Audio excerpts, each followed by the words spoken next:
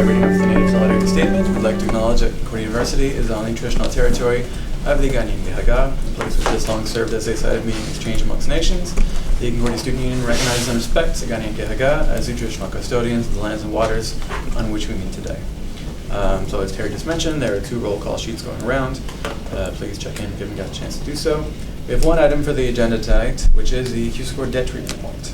Terry, would you like to begin this point? Sure, yeah, so I'd just like to start by reading out the motion that was included in the information note. Yeah, please do.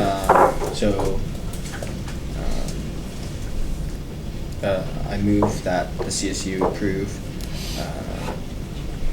sorry, I misread this. Take your time. Yeah.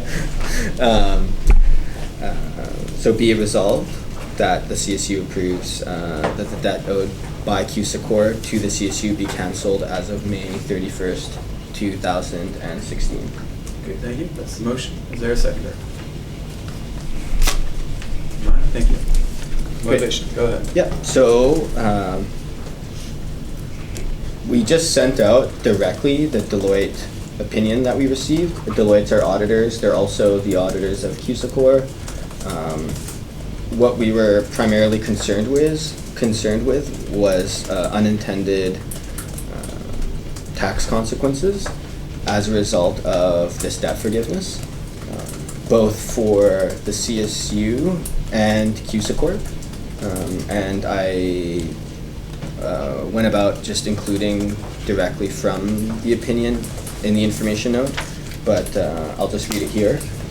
With regard to tax consequences, since it is expected that the debt will not be repaid from Q-Secor to the CSU, and that the tax consequences are not material, the debt cancellation is an option to consider.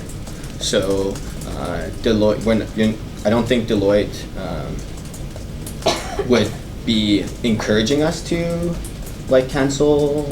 engage in a debt cancellation. However, I've mentioned this in other meetings, but the use of saying that there's no material impact, material is a very strong word, and in the accounting kind of sphere, and it just means that there aren't any kind of detrimental impacts as a result of this debt cancellation. And I think all of us can appreciate the desire for Reggies to start fresh, especially since we have adopted a plan of continuance to transfer the private corporation into a solidarity co-op. So this is just a way to ensure that given Reggie's adequate financial performance up till now, so far this year, we would like to continue on that path and not burden the new Solidarity Cooperative with a debt that was accrued by Q-Secor when it was being previously mismanaged. So, all right. Yeah. Speaker list then. Any questions or comments?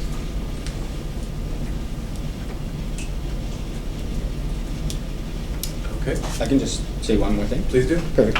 So on the second page of the opinion, you see that the quantified dollar amount in terms of tax implication for Q-Secor is $33,532. So under the tax consequence section, you see that there will be no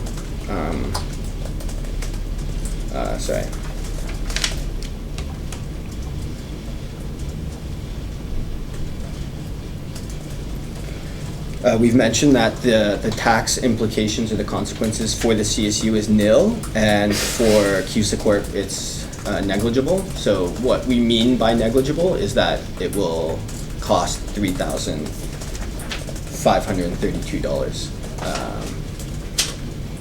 Thank you. Yeah.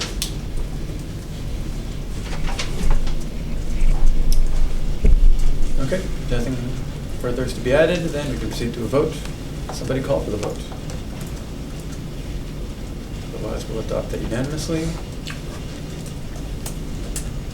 Okay, then that's approved. Point number 4, adjournment. Or Terry, did you have any last words? I just want to thank everyone who came to this meeting. It's just that this is procedurally required of us tomorrow at 12:30, myself, Lori, and Adrian are meeting with CDR to finalize all the paperwork to submit to the ministry in time so that as of June 1st, 2016, CUSA Corp will no longer exist, and the Solidarity Cooperative can begin its operations there from. Great. Thanks, Terry. Yep. We have a motion to adjourn. Move to adjourn. Wait a second there. We'll say something. Somebody call for the vote to adjourn then? No.